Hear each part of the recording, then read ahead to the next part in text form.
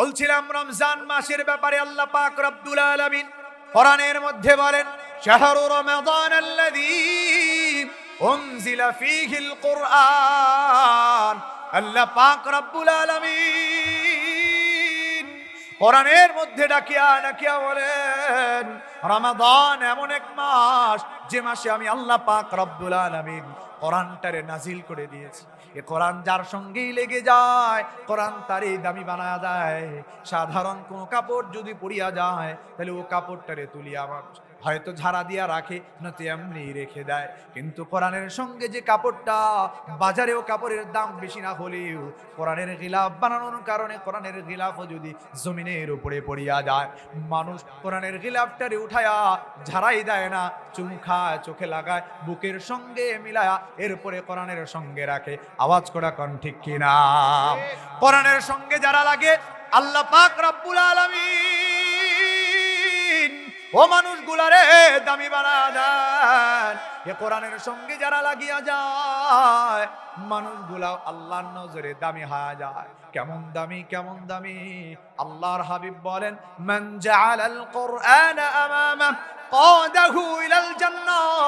আল্লাহর হাবিব বলেন, যে ব্যক্তি কোরআনকে তার সামনে রাখবে, কোরআনকে তার নেতা বানাবে, রমজানে নাজিল হওয়া কোরআনকে তার সাইয়্যিদ বানাবে, তার সঙ্গে রাখবে, কোরআনকে তার মাইল ফলক বানাবে, আল্লাহর হাবিব বলেন, এ কোরআন তারে ডানেও নেবে না, বামেও নেবে না, এ কোরআন তারে সরাসরি টেনে আল্লাহর জান্নাত পর্যন্ত পৌঁছায়া দেবে। একটু আওয়াজ করে পড়ুন না সুবহানাল্লাহ। লা যিদ্দা লাহু ওয়ালা নিদ্দা লাহু ওয়ালা মিসলা লাহু ওয়ালা মাসীলা লাহু। ونشهد أن سيدنا وسندنا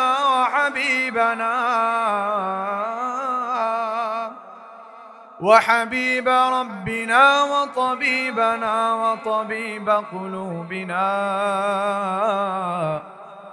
وأولانا ومولانا محمد صلى الله عليه وعلى آله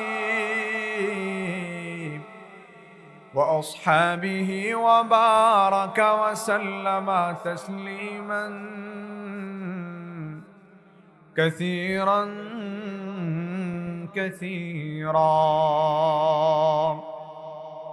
أما بعد فأعوذ بالله من الشيطان الرجيم.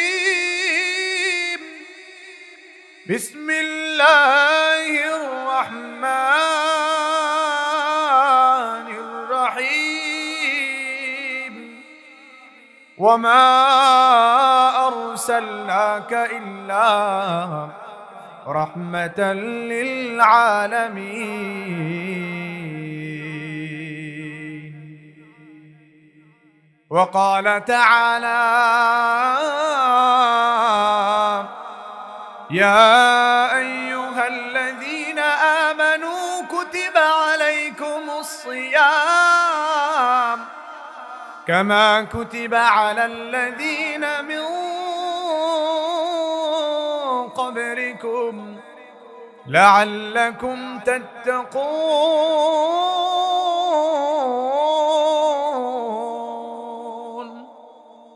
وقال رسول الله حبيب الله خير الأنام سيد البشر صلى الله عليه وسلم: إن لكل نبي دعوة مستجابة وإني أختبئ دعوتي شفاعة لأمتي يوم القيامة أو كما قال عليه النبي الصلاة والسلام. 6 দিন পরে নৌখোশ যাবে, 9 দিন পরে চুল। 6 দিন পরে নখ খসে যাবে, 9 দিন পরে চুল। কবর গৃহের সামান নিতে কইরো না কেউ ভুল। কবর জায়গা ভালো নয়, কবর জায়গা ভালো নয়। আমল দিয়েই কবর গৃহ সাজিয়ে নিতে হয়। কথা ঠিক কিনা? এটা আওয়াজ করে বলুন, কথা ঠিক কিনা? আমল দিয়েই কবর গৃহ সাজিয়ে নিতে হয়। 17 দিনে পেট ফেটে শেষ পুকার খাদ্য হবে। 17 দিনে পেট ফেটে শেষ পুকার খাদ্য হবে। 60 দিন পরে গোশত থাকবে না,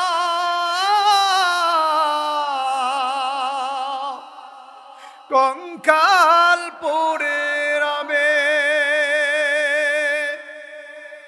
17 দিনে পেট ফেটে শেষ পুকার খাদ্য হবে। 60 দিন পরে গোশত থাকবে না,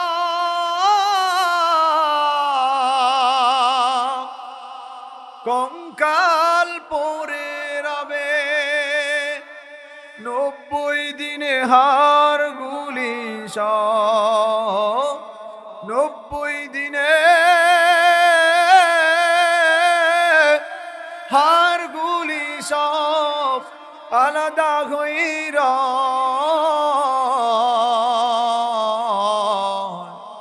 কবর জায়গা ভালো নয়, কবর জায়গা ভালো নয়।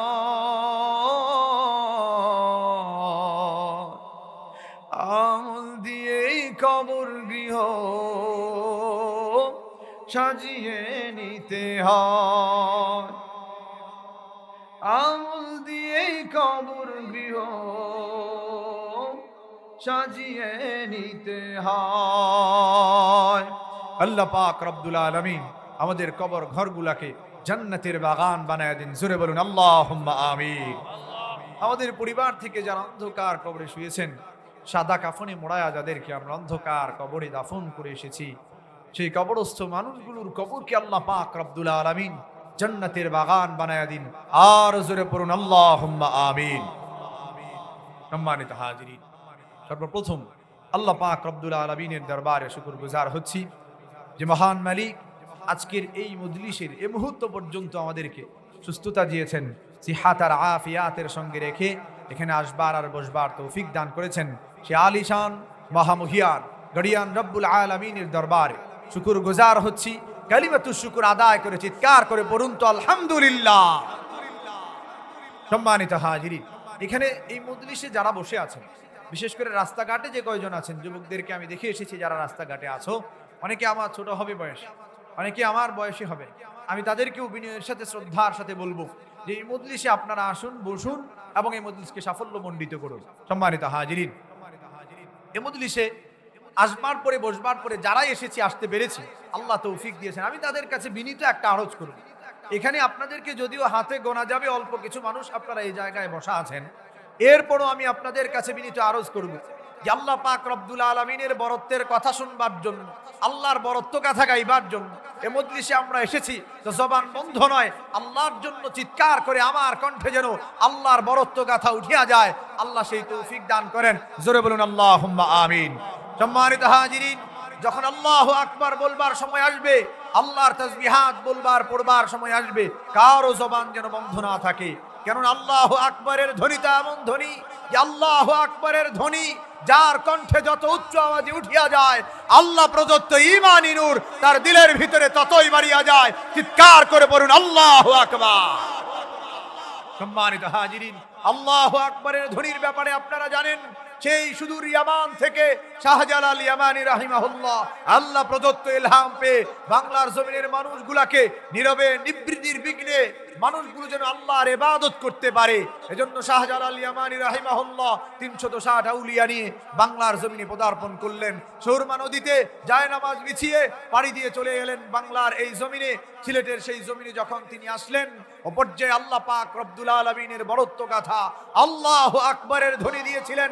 এ ধ্বনির পাওয়ার তো এত বেশি ছিল যে আল্লাহু আকবারের ধ্বনিতে রাজা গৌর গোবিন্দের প্রাসাদ পর্যন্ত থরথর করে কেঁপে বাংলার জমিনে ধসে পড়েছিল। আরো একবার পড়ুন চিৎকার করে আল্লাহু আকবার। এজন্য আল্লাহ পাক রব্বুল আলামিন বড়ত্ব গাথা গাইবার সময় আসবে তো কারো জবান যেন বন্ধ না থাকে। বিশেষ করে আমার মুরব্বী বাপজান যে কয়জন আছেন, আমার নানার বয়সী মুরব্বী যে কয়জন এই জায়গায় আসেন, একটু জবান খুলে আল্লাহ পাক রব্বুল আলামিনের বড়ত্ব গাথা গাইব। আমরা রাজি আছি তো ইনশাআল্লাহ? গতকালকে আমাদের গোপালপুরে একটা মাহফিলে আমি গিয়েছিলাম। ওদিন আমি যেই জায়গায় মাহফিলে গিয়েছি ওই জায়গায় একটা জানাজা হয়েছে, এবং গত কয়েকদিন আগে আমার বয়সী এক যুবক গোপালপুরের সেই যমুনা নদীর চর এলাকার ঘেঁষা নলিন বাজার, ওখানে আমার বয়সী এক যুবক রাস্তায় অ্যাক্সিডেন্ট করে কিছুদিন বাড়িতে পড়া থেকে তারপরে ইন্তেকাল করেছে। এজন্য কার হায়াত কখন ফুরায়া যায় কেউ বলতে পারবে না। এজন্য যতটুকুন সময় পাওয়া যায় আল্লাহ পাক রব্বুল আলামিন বড়ত্ব গাথা আমার আপনার কণ্ঠে উঠিয়া যায়, এটা আল্লাহ তাআলার প্রদত্ত বিশেষ এক নিয়ামত। শুরুতে আমি আপনাদেরকে ভূমিকায় নবীজির 3টি বর্ণনা শোনাবো। জামিয়া তিরমিজি থেকে একটি বর্ণনা, সুনান ইবনে মাজাহ থেকে একটি বর্ণনা এবং সহিহ বুখারী থেকে একটি বর্ণনা আপনাদেরকে শুনিয়ে আমি আমার মূল আলোচনায় ঢুকবার চেষ্টা করছি। আল্লাহ তৌফিক দান করেন, আল্লাহুম্মা আমিন। وعن النعمان بن بشير رضي الله تعالى عنه قال قال رسول الله صلى الله عليه وسلم نبي دو جهان سيد الكونين হাবিব কিবরিয়া হাদিসের মধ্যে ডাকিয়া বলেন, ইন্না মিম্মা তাযকুরুনা মিন জালালিল্লাহ আত-তাকবীর ওয়াত তাসবিহ ওয়াত তাহলিল। আল্লাহর নবী বলেন, তোমরা যে দুনিয়ার জমিনে বসে আল্লাহ পাক রব্বুল আলামিনের বড়ত্ব গাথা গাও, তোমরা যে আল্লাহু আকবার বলো, তোমরা যে সুবহানাল্লাহ পড়ো, তোমরা যে আলহামদুলিল্লাহ পড়ো, এগুলো আর দুনিয়ার জমিনে রয় না। আমার আল্লাহ পাক রব্বুল আলামিন আপন কুদরতি হাতে আমার আপনার তাসবিহাতের আওয়াজগুলারে আল্লাহ পাক রব্বুল আলামিনের আরশে আজিম পর্যন্ত উঠায়ালন। জবান বন্ধ নয়, চিৎকার করে পড়ুন না আল্লাহু আকবার। আজকের কাজপাড়ার মানুষগুলো যারা তাদের কণ্ঠে আল্লাহ পাক রব্বুল আলামিনের বড়ত্ব গাথা আল্লাহু আকবারের ধ্বনি তাদের কণ্ঠে উঠাইছে, আল্লাহর হাবিব বলেন এগুলো আর দুনিয়ার জমিনে রয় নাই। আমার আল্লাহ পাক রব্বুল আলামিন আপন কুদরতি হাতে তার আরশে আজিম পর্যন্ত উঠিয়ে নিয়েছেন। জোরে জোরে কি পড়া যায় সুবহানাল্লাহ। আল্লাহর নবী বলেন, ইয়ানাতিফনা হাওলাল আরশি, আমার আপনার তাসবিহাতের আওয়াজ আল্লাহ পাক রব্বুল আলামিনের আরশে আজিমের পর্যন্ত যাওয়ার পরে আরশে আজিমের চতুর্পাশে ঘূর্ণয়মান হয়ে যায়। আমার আপনার বলা সুবহানাল্লাহর আওয়াজটা আল্লাহর আরশে আজিমের চতুর্পাশে ঘুরে। জোরে জোরে কন্যা সুবহানাল্লাহ। নবী দু জাহান বলেন, দুনিয়ার জমিনের মৌমাছি দেখেছো নিশ্চয়। আল্লাহর হাবিব বলেন, লাহুন্না দাবিউন কাদাউইন নাহাল, যারা আজকে আল্লাহর বড়ত্ব গাথা গায়, আল্লাহর হাবিব বলেন যাদের কণ্ঠে আল্লাহ পাক রব্বুল আলামিনের বড়ত্ব গাথা উঠিয়া যায়, এই বড়ত্ব গাথাগুলো দুনিয়ার জমিনের মৌমাছির সঙ্গে তুলনা করা যায়। আল্লাহর হাবিব বলেন, দুনিয়ার জমিনের মৌমাছি দেখেছো নিশ্চয়। দুনিয়ার জমিনের মৌমাছিটা যেমন ডানা ঝাপটায়া ঝাপটায়া গুনগুন গুনগুন আওয়াজ করে ঘোরা বেড়ায়, আমার আপনার তাসবিহাতের আওয়াজ আল্লাহ পাক রব্বুল আলামিনের আরশে আজিম পর্যন্ত যাওয়ার পরে ডানা ঝাপটায়া ঝাপটায়া গুনগুন গুনগুন আওয়াজ করিয়া আল্লাহরে ডাকিয়া ডাকিয়া আমার আপনার নাম ধরিয়া ধরিয়া কি জানি কয়, চিৎকার করে কোন আল্লাহু আকবার। নবী দু জাহান সাইয়্যিদুল কাউনাইন হাবিব কিবরিয়া ডাকিয়া ডাকিয়া বলেন তুযাক্কিরুহা বিসাহিবিহা, যারা তাদের কণ্ঠে তাসবিহাতের আওয়াজ উঠাইছে তাদের নাম ধরিয়া আল্লাহর দরবারে ডাকিয়া ডাকিয়া ও মানুষগুলার দুনিয়া আখিরাতের মর্যাদা বুলন্দির জন্য আল্লাহর কাছে দোয়া করতে থাকে। জোরে জোরে কন্যা সুবহানাল্লাহ। আজকে যারা চিৎকার করে এই জায়গায় সুবহানাল্লাহ পড়ছে তাদের ব্যাপারে আল্লাহর হাবিব বলেন, জামিয়া তিরমিজির বর্ণনায় আছে, قال رسول الله صلى الله عليه وسلم নবী দু জাহান সাইয়্যিদুল কাউনাইন হাবিব কিবরিয়া ডাকিয়া ডাকিয়া বলেন, মান ক্বালা সুবহানাল্লাহি ওয়া বিহামদিহি, যারা তাদের কণ্ঠে সুবহানাল্লাহর আওয়াজ একটা বারের জন্য উঠায় লয়, আল্লাহর হাবিব বলেন গুরিসাত লাহু নাখলাতুন ফিল জান্নাহ, তাদের জন্য আমার আল্লাহ পাক রব্বুল আলামিন জান্নাতে একটা সুবহানাল্লাহর আওয়াজের বিনিময়ে জান্নাতে একটা গাছ বৃক্ষ রোপণ করিয়া দেন। জোরে জোরে কন্যা সুবহানাল্লাহ। গাছ একটা লাইগা গেছে, সুবহানাল্লাহ কয় না? যারা বলছে তাদের জন্য আবার আরেকটা লাগছে, যারা কইছে তাদের জন্য আবার আরেকটা লাগছে। সুবহানাল্লাহ জোরে কয় না? প্রশ্ন হয়ে গেল, জান্নাতে এতগুলো গাছ দিয়া কি করব? জান্নাতে কি ফার্নিচারের দোকান দেয়া যাবে নাকি? জান্নাতি অত গাছ দিয়া কি করব? মুহাদ্দিসিনে কেরামের কাছে প্রশ্ন চলিয়া গেছে। মুহাদ্দিসিনে কেরাম এবার জবাব লেখেন। এক নম্বরের জবাব লিখেছেন, জান্নাতি গাছগুলা দিয়া তোমার জান্নাতে তো ফার্নিচারের দোকান দেয়া লাগবে না। জান্নাতি গাছগুলো তো আল্লাহর পক্ষ থেকে নিয়ামত। কেমন নিয়ামত? গোটা জমিনের নিয়ামত গুলারে এক করলেও আমার আল্লাহর জান্নাতীয় গাছের নিয়ামতের সমপর্যায়ের সমান বানানো যাবে না। আর জোরে কন্যা সুবহানাল্লাহ। 2 নম্বরের জবাব লিখেছেন, জান্নাতি গাছগুলো আল্লাহর পক্ষ থেকে কেমন নিয়ামত, কেমন নিয়ামত। একবার সুবহানাল্লাহ বললে আল্লাহর জান্নাতে যে গাছ লাগিয়া যায় ও গাছের নিয়ামত দুনিয়ার জমিনে বসে বান্দা তো ভোগ করতে পারবে না। জান্নাতি গাছের নিয়ামত লইতে গেলে তো আল্লাহর জান্নাতেই যাওয়া লাগবে। কথা কয় না? ঠিক না? আল্লাহর জান্নাতে যাওয়াই তো জান্নাতি গাছের নিয়ামত লওয়া লাগবে। এজন্য মুহাদ্দিসিনে কেরাম জবাব লেখেন, কেমন যেন আমার আল্লাহ পাক রব্বুল আলামিন আমার আপনার জন্য জান্নাতের মধ্যে জান্নাতি গাছ রোপণ করিয়া জান্নাতি গাছ লাগা দিয়া আমার আপনার জন্য জান্নাতে যাওয়ার চিরকুট লিখিয়া আমার আল্লাহর কুদরতি হাতে জমা রাখিয়া দেন। কারণ জান্নাতে যায়াই তো জান্নাতি গাছের নিয়ামত লওয়া যায়। এজন্য আমার আল্লাহ পাক রব্বুল আলামিন সুবহানাল্লাহ পড়ে যারা জান্নাতি গাছের মালিক হয়েছে ওদের জান্নাতে দেওয়ার জন্য আপন কুদরতি হাতে জান্নাতে যাওয়ার পরোয়ানা চিরকুট লিখিয়া আমার আল্লাহর আপন কুদরতি হাতে রাখিয়া দেয়। জোরে জোরে কি পড়া যায়? সুবহানাল্লাহ। 3 নম্বরের বর্ণনা শুনাই, সহিহ বুখারীর বর্ণনায় আছে, আল্লাহর হাবিব বলেন, ইন্না ফিল জান্নাতি শাজারাতান ইয়াসিরুর রাকিবু ফি যিল্লিহা মিয়াতা আম। আল্লাহর হাবিব বলেন, জান্নাতি গাছগুলোর পরিধি কেমন হবে? জান্নাতি গাছগুলোই কেমন হবে? আল্লাহর হাবিব বলেন, জান্নাতি এক একটা গাছ এমন হয়ে যাবে, জান্নাতিটা যদি কোনো ঘোড়া যদি জান্নাতি গাছের ছায়া দৌড়ায়া মারায়া শেষ করতে যায় 100 বছর দৌড়াবে, জান্নাতি গাছের ছায়া মারায়া দৌড়ায়াই শেষ করতে পারবে না। চিৎকার করে কন আল্লাহু আকবার।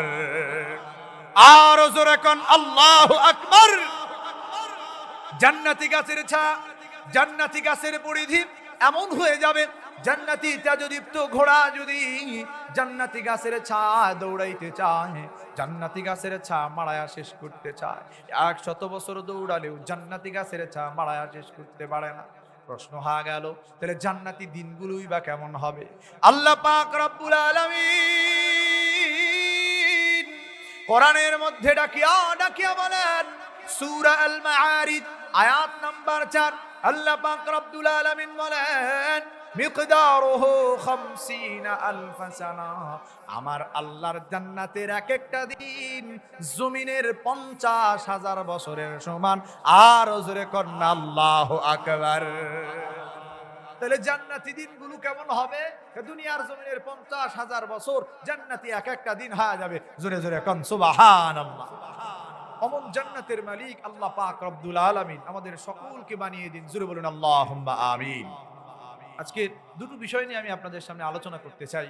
এক নম্বরে, সামনে রমজান, এই রমাদান মাসের ফজিলত আর বারাকাত, এই রমজান মাসের মহত্ব গুরুত্ব যেন আমার ভিতরে ঢুকিয়া যায়। রমজান মাসটাকে যেন আমি খুব গুরুত্ব দিয়ে পালন করতে পারি। রমজানের কিছু তাৎপর্যবহ আলোচনা নবীজির হাদিস থেকে আপনাদের সামনে ফুটিয়ে তুলবার চেষ্টা করি। 2 নম্বরে, রমজানের আমলগুলো যেন আমার আপনার জন্য সহজ হয়ে যায়। এই রমজান আমার আপনার জন্য খুব বড় এক সুসংবাদ নিয়ে এসেছে। এই রমজান আমার আপনার দোরগোড়ায় এসে গিয়েছে। রমজান মাসে যেন আমি আপনি খুব ভালো করে আল্লাহর দরবারে ইবাদতগুলো পেশ করতে পারি। এজন্য আল্লাহ পাক রব্বুল আলামিনের মহব্বতটা পূর্ব শর্ত এবং নবী আলাইহিস সালাতু ওয়াস সালামের মহব্বত যেন দিলের ভিতরে রেখে আল্লাহর হাবিবকে ভালোবেসে যেন আমরা ইবাদতগুলো ঠিকমতো করতে পারি। এজন্য আল্লাহর হাবিবের ওই মহব্বত নিয়ে কিছু আলোচনা আপনাদের সামনে উপস্থাপন করতে চাই। সম্মানিত হাজিরিন, শুরুতেই এই রমজান সম্পর্কে যদি আপনাদেরকে আমি বলি, রমজান এমন এক মাস, খুব গুরুত্বপূর্ণ বরকতময় এক মাস। আল্লাহ পাক রব্বুল আলামিন যে রমজানের ব্যাপারে কোরআনের মধ্যে বলেন, ইয়া আইয়ুহাল্লাযীনা আমানু কুতিবা আলাইকুমুস সিয়াম কামা কুতিবা আলাল্লাযীনা মিন ক্বাবলিকুম লাআল্লাকুম তাত্তাকুন। আল্লাহ পাক রব্বুল আলামিন বলেন, আমি আল্লাহ তাআলা তোমাদের জন্য এই রমজান মাস দিয়েছি, রমজান মাসের রোজাগুলোকে ফরজ করেছি, তোমরা যেন ব্যথিত না হও, তোমরা দুঃখ পেও না। রমজানের রোজা করতে তোমাদের কষ্ট হবে এটা ভেবেও তোমরা ব্যথিত হও না, কেননা আমি আল্লাহ পাক রব্বুল আলামিন শুধুমাত্র তোমাদের জন্যই এই রমজানের রোজাকে ফরজ করি নাই। বিগত জামানার যত উম্মত ছিল, আমি আল্লাহ পাক রব্বুল আলামিন সকল উম্মতের জন্য রমজানের রোজার মতো এমন রোজা ফরজ করে রেখেছিলাম। ওরাও রোজা রেখেছে, তোমরাও রাখবে, ওদের সাথে তোমাদের সাদৃশ্য হয়ে যাবে। কেন? লাআল্লাকুম তাত্তাকুন, যাতে করে তোমরা আমি আল্লাহর দরবারে 11 মাসের তোমাদের গুনাহগুলোকে মোচন করতে পারো। তোমরা যেন আমি আল্লাহর দরবারে 1 মাসে আমি আল্লাহর কাছে খুব প্রিয় বান্দা হয়ে যেতে পারো, আল্লাহর কাছে তোমরা সফলতা পেয়ে যাও।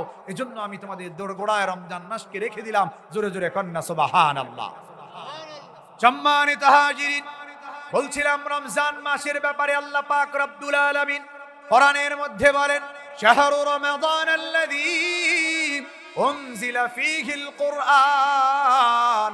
আল্লাহ পাক রব্বুল আলামিন কোরআনের মধ্যে ডাকিয়া ডাকিয়া বলেন, রমাদান এমন এক মাস যে মাসে আমি আল্লাহ পাক রব্বুল আলামিন কোরআনটারে নাজিল করে দিয়েছি।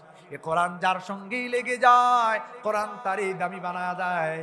সাধারণ কোনো কাপড় যদি পরিয়া যায়, তাহলে ও কাপড়টারে তুলিয়া মানুষ হয়তো ঝাড়া দিয়া রাখে, নয়তো এমনি রেখে দেয়। কিন্তু কোরআনের সঙ্গে যে কাপড়টা, বাজারেও কাপড়ের দাম বেশি না হলেও কোরআনের গিলাফ বানানোর কারণে কোরআনের গিলাফও যদি জমিনের উপরে পড়িয়া যায়, মানুষ কোরআনের গিলাফটারে উঠায়া ঝাড়াই দেয় না, চুমু খায়, চোখে লাগায়, বুকের সঙ্গে মিলায়া এরপরে কোরআনের সঙ্গে রাখে। আওয়াজ করা কোন ঠিক কিনা? কোরআনের সঙ্গে যারা লাগে, আল্লাহ পাক রব্বুল আলামিন ও মানুষগুলারে দামি বানায়া দেন। এ কোরআনের সঙ্গে যারা লাগিয়া যায়, মানুষগুলা আল্লাহর নজরে দামি হয়ে যায়। কেমন দামি, কেমন দামি! আল্লাহর হাবিব বলেন, মান জাআলাল কুরআনা আমামা কাদাহু ইলাল জান্নাহ।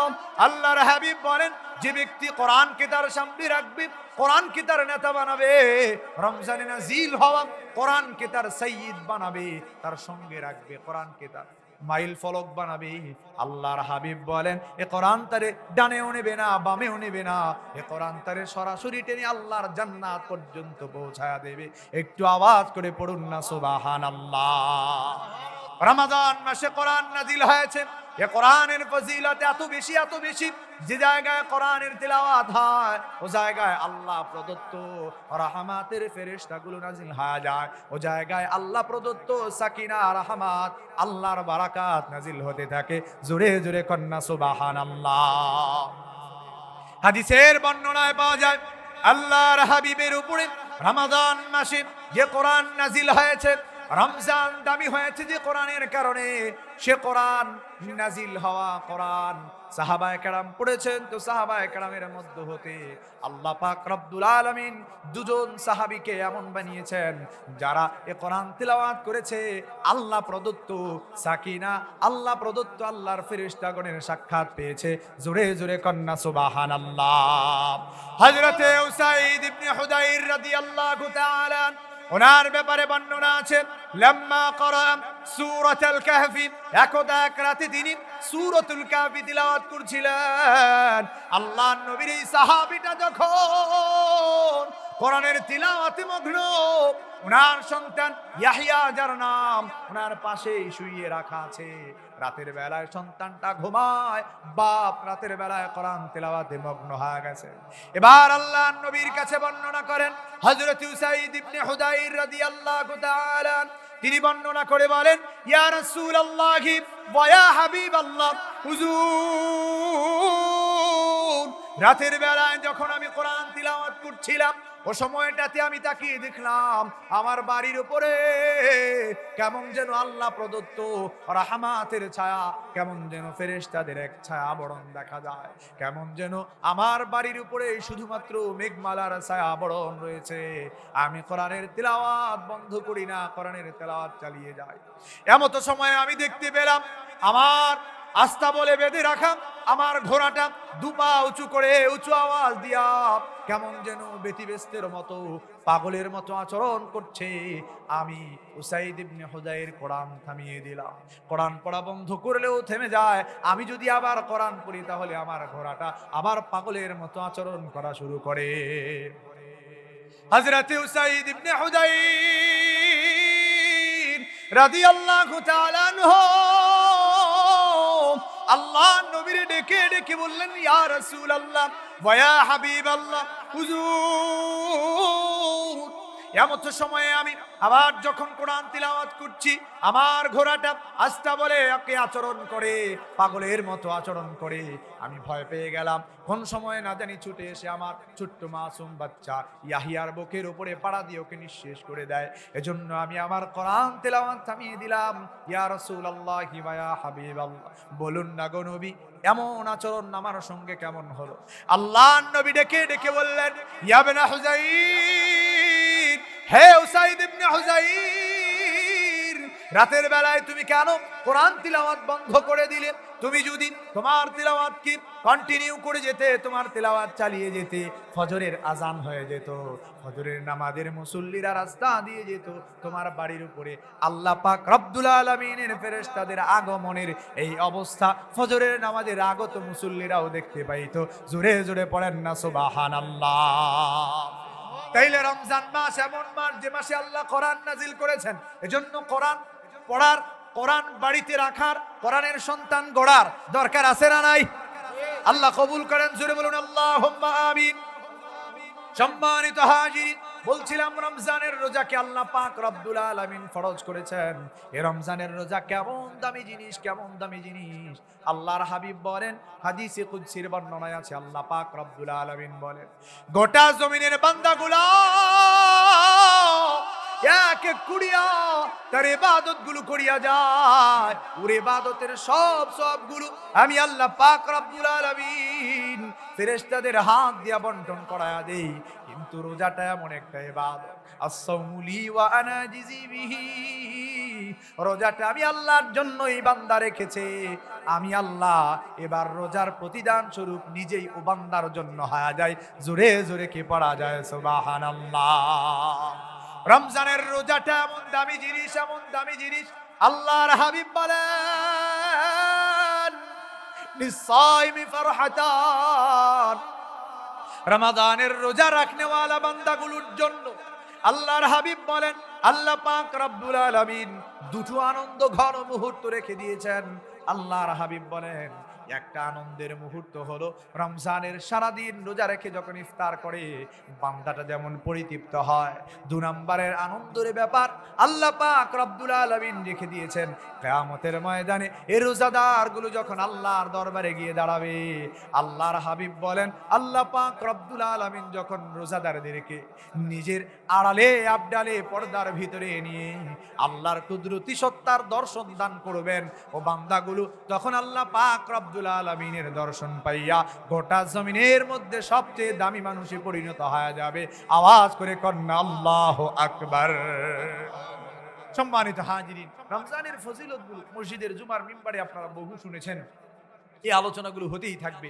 আমি আপনাদেরকে রমজানের রোজা রাখবার আহ্বান জানি, এবং এই রমজানের রোজাগুলো যেন আমার আপনার জন্য সহজ হয়ে যায়। বহু বাবজান এমন আছে এখনো রমজানের রোজাগুলো রাখে না। অনেক ভাইরা আছে, মা বোন আছে যারা রমজানের রোজাগুলো রাখতে পারে না। রমজানের রোজাকে অবজ্ঞা করে, তুচ্ছ করে, তাচ্ছিল্য করে ছেড়ে দেয়। একটি রমজানের রোজা যদি ইচ্ছা করে কেউ কাজা করে, তাহলে 2 মাস লাগাতার রোজা রাখতে হবে তাকে। একদিনও যদি মাঝখানে গ্যাপ দেওয়া হয়, তাইলে আবার 2 মাস তাকে রমজানের রোজার একটা রোজার কাজা হিসাবে 2 মাস লাগাতার রোজা রাখতে হবে। আল্লাহ পাক রব্বুল আলামিন রমজানের রোজাগুলো আমাদেরকে দান করেন, জোরে বলুন আল্লাহুম্মা আমিন। সম্মানিত হাজিরিন, এই রমজানের রোজাটা যেন আমার আপনার জন্য সহজ হয়ে যায়। কোন সময় সহজ হবে? যখন আল্লাহ প্রদত্ত ভালোবাসা আমার দিলের ভিতরে থাকে, আল্লাহর নবীর প্রেম যখন আমার আপনার দিলের ভিতরে থাকে। কেননা সমাজের কোনো মানুষ যদি আমার আপনার উপরে যদি অনুগ্রহ করে, ও পর্যায়ে ও মানুষটার অনুগ্রহের দাবি হিসাবে ও মানুষটার প্রতি তখন দিলের ভিতরে অটোমেটিক মহব্বত পয়দা হয়ে যায়। সমাজের ওই অধিপতি মানুষগুলো, সমাজের সম্মানিত মানুষগুলো যখন কোনো অর্ডার করে এরপরে, তখন আর কিন্তু আমার আপনার দ্বারা ওই আদেশ অমান্য করা সম্ভব হয় না। কেন? কারণ তার মহব্বত দিলের ভিতরে ঢুকিয়া গেছে। এবার আল্লাহ পাক রব্বুল আলামিনের মহব্বত, নবীজির মহব্বত আমার আপনার দিলের ভিতরে আসলে জান্নাতি আমলগুলো করা সহজ হয়ে যায়। কেনই বা আল্লাহর নবীর মহব্বত দিলের ভিতরে রাখবেন? কেননা আল্লাহর নবী মহব্বত ছাড়া তো আল্লাহর জান্নাতেই যাওয়া যাবে না। আল্লাহ পাক রব্বুল আলামিনের ভালোবাসা ছাড়া তো আল্লাহর জান্নাতেই যাওয়া যাবে না। হাদিসের বর্ণনায় আছে, উম্মাহাতুল মুমিনিন হযরত আয়েশা সিদ্দিকা রাদিয়াল্লাহু তাআলা আনহা আল্লাহর নবীর সঙ্গে একবার আলাপচারিতায় রয়েছেন। উম্মাহাতুল মুমিনিন হযরত আয়েশা রাদিয়াল্লাহু তাআলা আনহা আল্লাহর নবীর সঙ্গে একবার আলাপচারিতায় রয়েছে। ডেকে ডেকে বললেন, ইয়া রাসূলুল্লাহি ওয়া ইয়া হাবিবাল্লাহ, আল্লাহ পাক রব্বুল আলামিনের জান্নাতে আল্লাহর বান্দারা কিভাবে যাবে? আল্লাহর বান্দা কি আল্লাহর কাছে হিসাব দিয়ে আল্লাহর জান্নাতে যাইতে পারবে? নবী দু জাহান সাইয়্যিদুল কাউনাইন হাবিব কিবরিয়া হযরত আয়েশা রাদিয়াল্লাহু আনহা রে ডেকে ডেকে বললেন, আয়েশা তুমি তো জানো না আল্লাহর বান্দাগুলো আল্লাহর জান্নাতে যাওয়ার জন্য আল্লাহর প্রেম লয় জান্নাতে যাইতে হবে। কোন বান্দা আল্লাহর কাছে হিসাব দিয়া আল্লাহর জান্নাত পর্যন্ত যাইতে পারবে না। আল্লাহ পাক রব্বুল আলামিন যদি কারো হিসাব নেওয়া শুরু করেন, নবীজি বলেন, মান নুকিশাল হিসাব ফাকাদ উযযিবা, যে বান্দার হিসাব আল্লাহ নেওয়া শুরু করবেন, ও বান্দাটা আল্লাহর জান্নাতে যাবে তো দূর কি বাত, আল্লাহর আযাবের মধ্যে গ্রেফতার হয়ে যাবে। নবীর শাফাআত বিনে মানুষ জান্নাতে যাইতে পারবে না। নবীর হাতের হাউজে কাউসারের পেয়ালার পানি পান করা ব্যতীত কোনো মানুষ আল্লাহর জান্নাতে যাইতে পারবে না। আল্লাহর হাবিবের শাফাআত কিভাবে পাওয়া যায়? নবী আলাইহিস সালাতু ওয়াস সালামের প্রতি মহব্বত প্রদর্শন কিভাবে অর্জিত হয়? আজকের আলোচনার দ্বিতীয় পয়েন্টে আমি আপনাদের সামনে কিছু আলোচনা উপস্থাপন করছি। সম্মানিত হাজিরিন, আল্লাহ পাক রব্বুল আলামিন আমার আপনার জন্য জান্নাতে যাওয়ার সহজ মাধ্যম হিসাবে আল্লাহর হাবিবকে দান করেছেন। আল্লাহর হাবিবকে আল্লাহ পাক রব্বুল আলামিন গোটা জমিনের মধ্যে দয়ার নবী আর মায়ার নবী বানিয়েছেন। সমস্ত আম্বিয়া আলাইহিমুস সালামদের উপরেও আল্লাহর হাবিবরে আল্লাহ তাআলা দয়ার নবী আর মায়ার নবী বানিয়েছেন। একটু আওয়াজ করে পড়ুন না সুবহানাল্লাহ। এ দয়ার নবী আর মায়ার নবীর ভালোবাসা আল্লাহর জান্নাত পর্যন্ত লাগা যাবে। আল্লাহর হাবিবরে আল্লাহ পাক রব্বুল আলামিন কতটা দয়ার নবী, কতটা মায়ার নবী বানিয়েছেন। সূরা আল আম্বিয়া আয়াত নাম্বার 110 আল্লাহ পাক রব্বুল আলামিন কোরআনের মধ্যে ডাকিয়া ডাকিয়া বলেন, ওয়ামা আরসালনাকা ইল্লা রাহমাতাল লিল আলামিন।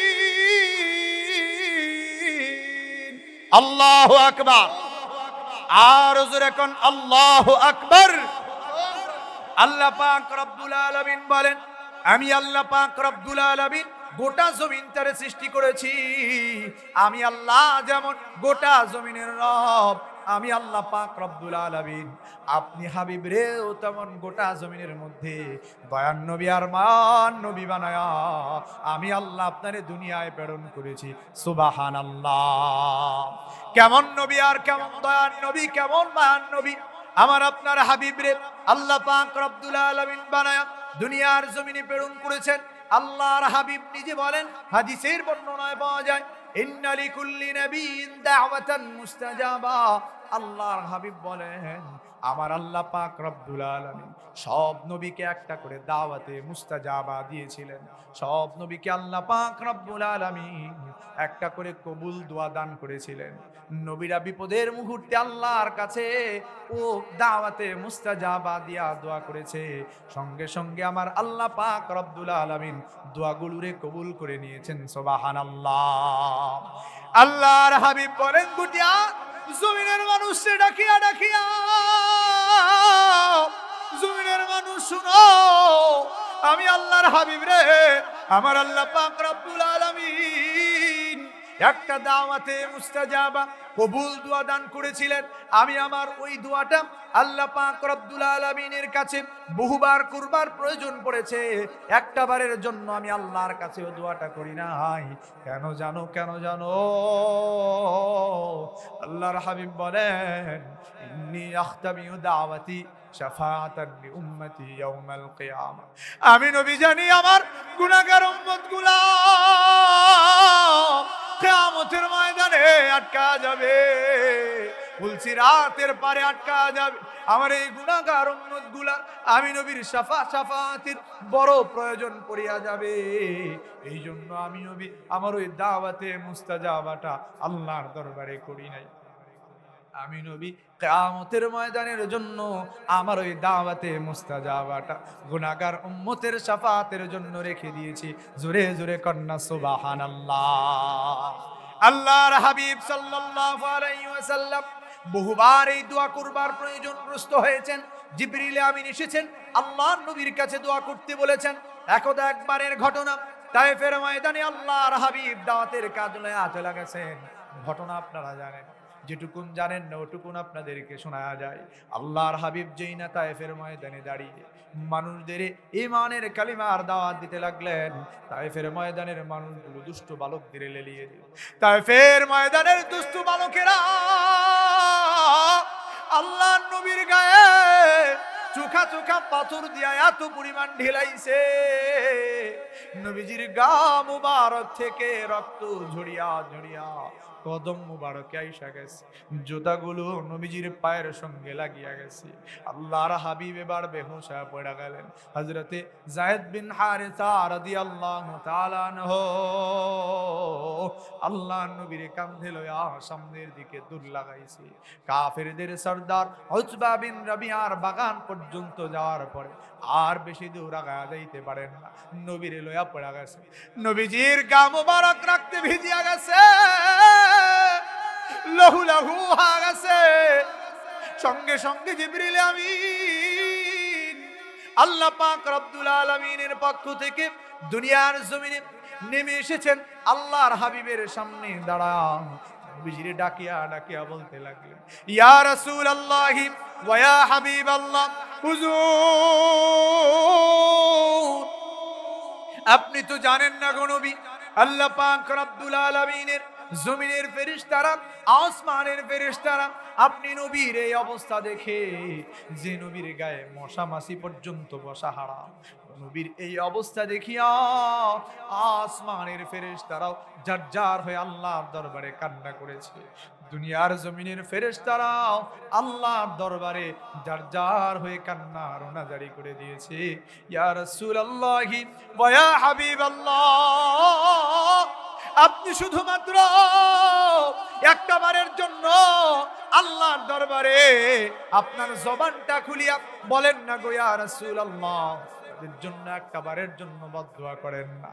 আল্লাহর হাবিবকে ডেকে ডেকে জিবরিল আমিন বললেন, মুরনি উতবিকু আলাইহিমুল আখশাবাইন ইয়া রাসূলুল্লাহ ওয়া ইয়া হাবিবাল্লাহ, আপনি শুধুমাত্র একটা বারের জন্য আল্লাহর কাছে বদদুয়া করুন, আমি জাবালে আবি কুবাইসটারে আনিয়া অপর পাশের পাহাড়টারে আনিয়া আমি তায়েফের মানুষগুলারে চাপা দিয়া এই জমিন থেকে নির্মূল বানায়া দেব। আল্লাহর হাবিব জিবরিল আমিন ডেকে ডেকে বললেন, জিবরিল আমিন তুমি কি জানো আমার আল্লাহ পাক রব্বুল আলামিন আমারে গোটা জমিনের মধ্যে দয়ার নবী আর মায়ার নবী বানায়া এই জমিনের মধ্যে প্রেরণ করেছেন। জিবরিল আমিন তুমি কি জানো আমি দয়ার নবী হয়ে এসেছি, আমি কারো জন্য বদদুয়া করবার জন্য আসি নাই। লাআল্লাল্লাহ আইয়ুখরিজা মিন নাসলাবিহিম মাইয়ুহিদাল্লাহ তাআলা, হতে পারে আমার আল্লাহ পাক রব্বুল আলামিন এই মানুষগুলার থেকে এমন মানুষ বের করে দিবেন যারা আল্লাহ পাক রব্বুল আলামিনের একত্ববাদের কালিমার সাক্ষ্য দিবে। জোরে জোরে কন্যা সুবহানাল্লাহ। আল্লাহর নবী বহুবার এই দোয়া করবার প্রয়োজনগ্রস্ত হয়েছে। নবীজি কেমন দয়ার নবী, কেমন মায়ান, একটা মানুষের জন্য আল্লাহর দরবারে কখনো হাত তুলে বদদুয়া করেন না। আল্লাহর হাবিব সাল্লাল্লাহু আলাইহি ওয়াসাল্লাম কেমন দয়ার নবী আর কেমন মায়ান নবী। সহিহ মুসলিম শরীফের বর্ণনায় আছে আল্লাহর হাবিব বলেন, কিয়ামতের ময়দান কায়েম হয়ে যাবে, আমার আল্লাহ পাক রব্বুল আলামিন আরশে আজিমে কুরসিতে বসিয়া যাবেন বিচার কার্যের জন্য। আল্লাহর হাবিব সাহাবায়ে কেরামকে ডেকে ডেকে বললেন, সেই কিয়ামতের ময়দানে আমি আল্লাহর হাবিব সাইয়্যিদুন নাস তথা সকল নবীদের সামনেও নেতা হয়ে যাব। আল্লাহর হাবিব বলেন, তোমরা কি জানো বিষয়টা কিভাবে হবে? নবী দু জাহান সাইয়্যিদুল কাউনাইন হাবিবে কিবরিয়া সাহাবায়ে কেরাম ডেকে ডেকে বলতে লাগলেন, ওরে আমার সাহাবায়ে কেরামের জামাত, তোমরা কি জানো আল্লাহ পাক রব্বুল আলামিন আমারে কেমন মর্যাদা দান করেছেন কিয়ামতের ময়দানে? আল্লাহর হাবিব নিজেই জবাব দিয়ে দিয়ে বললেন, যেদিন আমার আল্লাহ পাক রব্বুল আলামিন নিজের ক্রোধ লয়া বিচার কার্যের জন্য বসিয়া যাবেন, এবার আল্লাহ পাক রব্বুল আলামিনের সামনে সকল নবীরা পর্যন্ত নফসি আর নফসি বলতে থাকবে। আল্লাহর হাবিব বলেন, আমি আল্লাহর হাবিব আরশে আজিমের চৌকাঠে যাইয়া আমার আল্লাহ পাক রব্বুল আলামিনের আপন কুদরতি পায়ের সামনে সিজদায় লোটা পড়ব। আমি আল্লাহর হাবিব আল্লাহ পাক রব্বুল আলামিনের সামনে যায় আমার কপাল মুবারক ঠেকা ঠেকা আল্লাহ পাক রব্বুল আলামিনের কাছে সিজদা দিয়া এমন কিছু ওই দাওয়াতে মুস্তাজাবাটা দিয়া দোয়া করব, ফলশ্রুতিতে আমার আল্লাহ পাক রব্বুল আলামিন আমারে এমন কিছু প্রশংসা বাক্য শেখাবেন গোটা জমিনের কোন নবীরা পর্যন্ত ও দোয়া আল্লাহর দরবারে করতে পারেন নাই। জোরে জোরে কন্যা সুবহানাল্লাহ।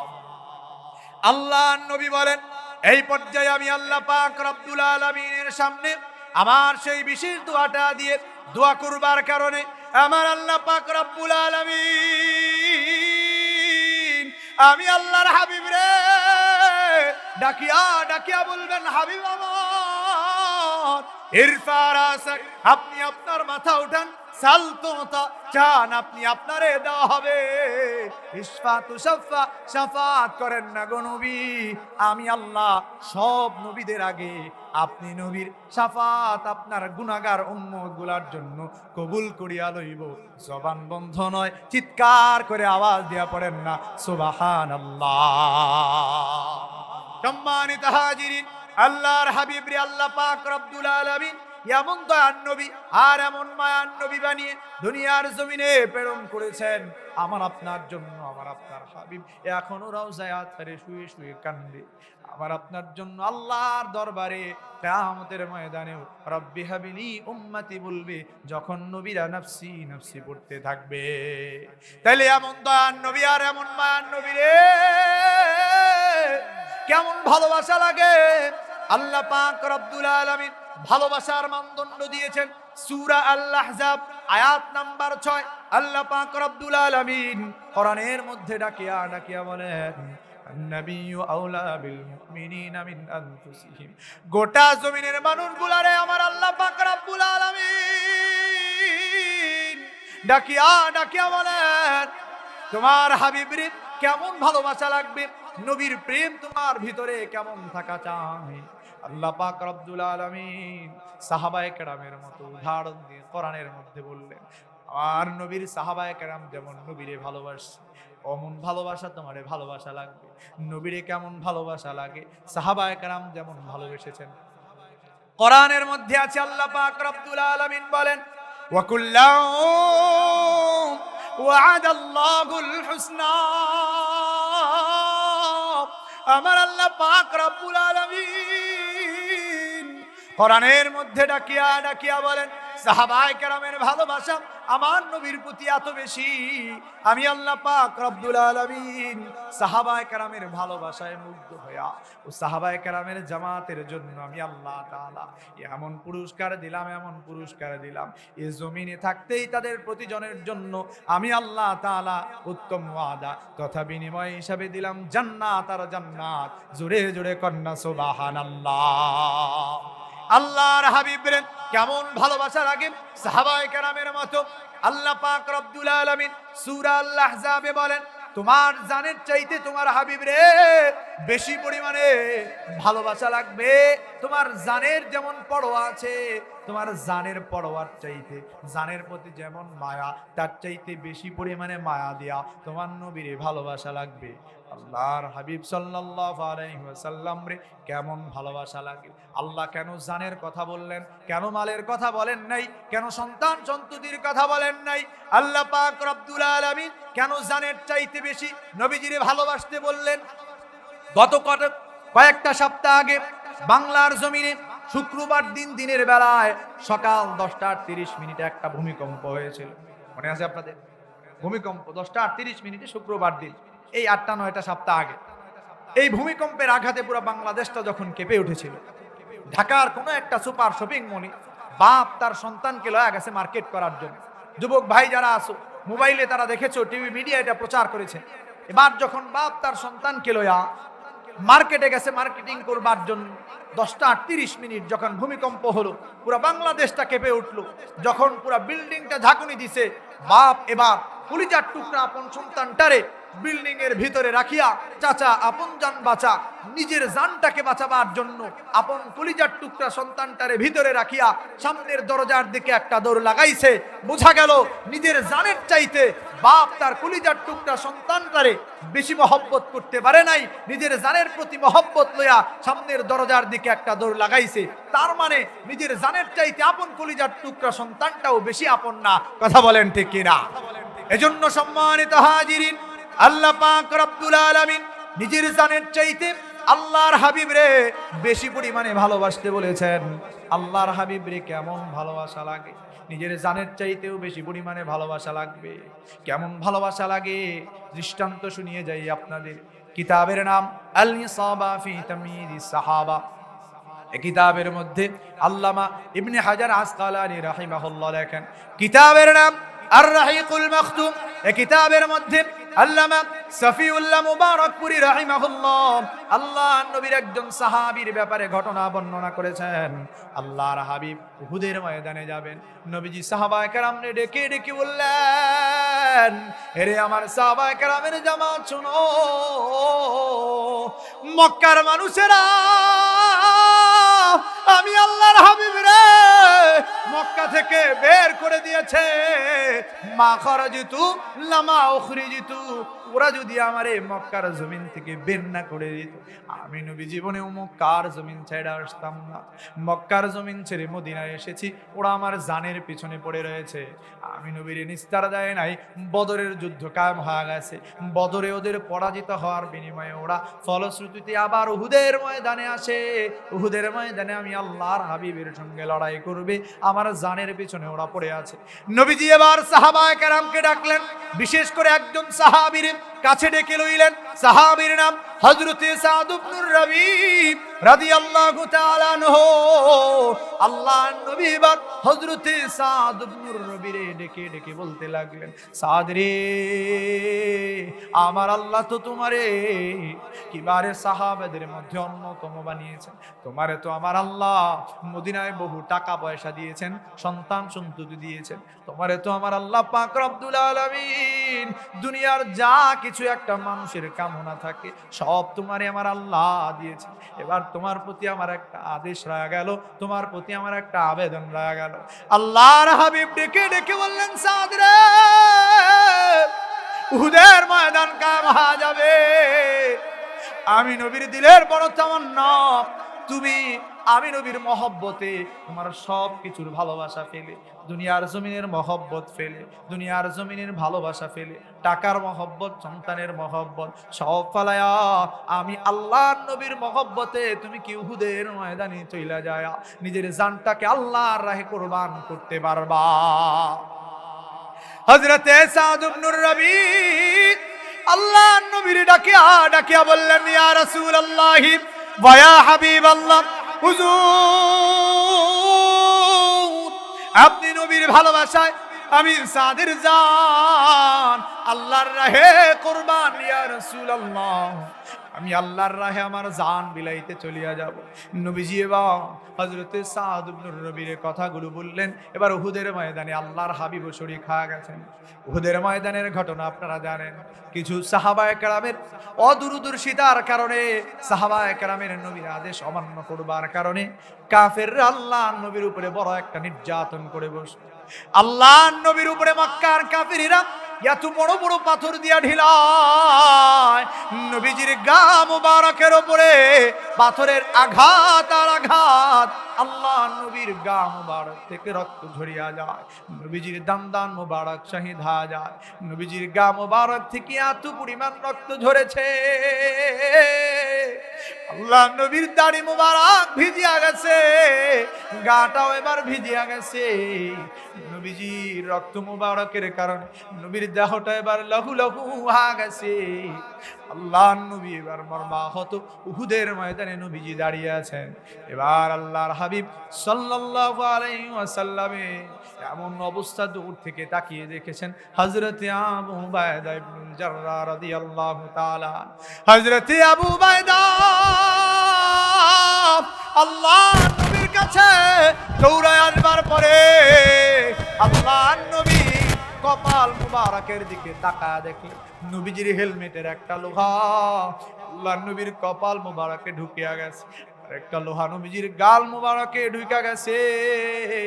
হযরতে আবু উবাইদা আর সহ্য করতে পারেন, নবীজির নিকটে গিয়া আল্লাহ নবীর গাল মুবারক থেকে লোহাটা বের করার জন্য, কপাল মুবারক থেকে লোহাটা বের করার জন্য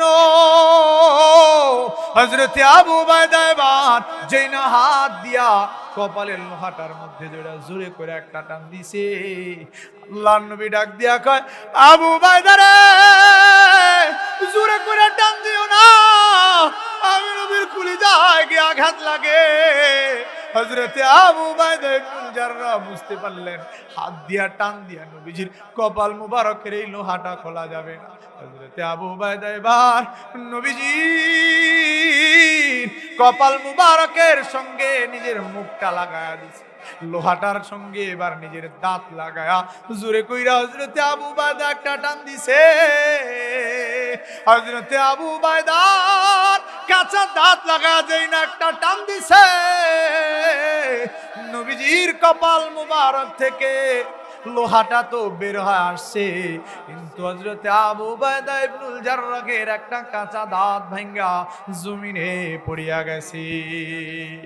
হযরতে আবু উবাইদা ইবনুল জাররাহ এবার নবীজির কাছে, নবীজির গাল মুবারকের কাছে নিজের মুখটারে লাগা যায়, নবীজির গাল মুবারক থেকে আরেকটা লোহা বের করার জন্য যেই না দাঁত লাগায়া জোরে করে আরেকটা টান দিছে, নবীজির গাল মুবারক থেকে তো লোহাটা বের হয়ে আসছে, কিন্তু হযরতে আবু উবাইদা ইবনুল জাররাহের দ্বিতীয় আর একটা কাঁচা দাঁত ভাঙ্গা জমিনে পড়া গেছে। নবী দু জাহান সাইয়্যিদুল কাউনাইন বেহুশ হয়ে পড়ে গেছেন। উহুদের ময়দান রক্তাক্ত হয়ে গেছে। হযরত আলী আল্লাহর নবীরে কান্দে উঠা সামনের পাহাড়ের চূড়ার দিকে দৌড় লাগাইছে। নবীজিরে নিয়ে যায় হযরত আলী এবার পাহাড়ের চূড়ায় শোয়া রাখছেন। নবীজি বেহুশ অবস্থায় পড়ে আছেন। আল্লাহর নবী এবার খুশি আসবার পরে নবী দু জাহান সাইয়্যিদুল কাওনাইন হাবিবে কিবরিয়া এবার ডেকে ডেকে সাহাবায়ে কেরামের সংবাদ নেয়ার জন্য কিছু সাহাবায়ে কেরামকে ডাক দিলেন। আল্লাহর নবী এবার যেই না হুঁশে ফিরে আসছেন, নবীজি ডেকে বললেন, কে আছো রে? আমার সাহাবায়ে কেরামের সংবাদ উহুদের ময়দান থেকে আইনা দিতে পারবা?